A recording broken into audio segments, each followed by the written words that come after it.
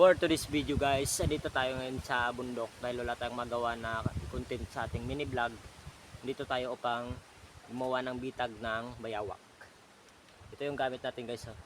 Ito. Oh. Ito, tingnan mo. Kawayan. Tingnan natin kung makakahuli tayo gamit ito.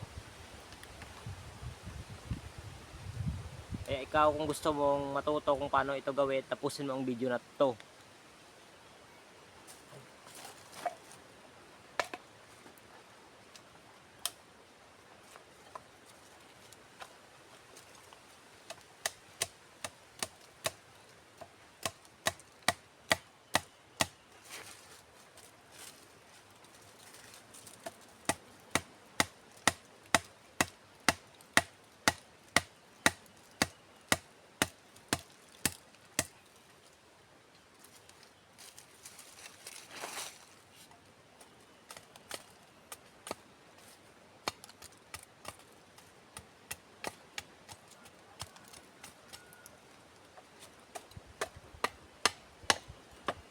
So kung ikaw ay marunong ka na gumawa nito, tumahimik ka dyan.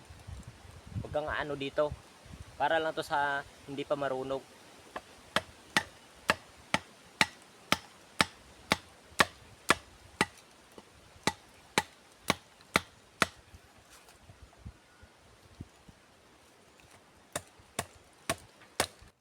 Dito nga guys, so inalagyan na natin ng pangtali. Ito yung tali niya guys. So. Ito. At ito, ilalagay na natin yung pain. Ito yung pain niya guys. So, syempre guys, kailangan yung lagyan ng pain kasi hindi kayo agad makahuli ng bayawak kapag kulang pain. Kala nyo, napakadali lang humuli ng bayawak. Napakahirap guys ito. Dapat may pain. Minsan guys, yung pinapain ko yung tinain ng manok. Ito guys, oh, manok ko. So guys, natapos na nga nating lagyan ng pain at natapos na natin gawin. Ito na guys yung kinalabasan nyo guys. So, tignan nyo guys ito. Ito. Ayan o. Ayan niya guys. Tapos na siya guys oh. Ayan yung itsura nyo. O diba?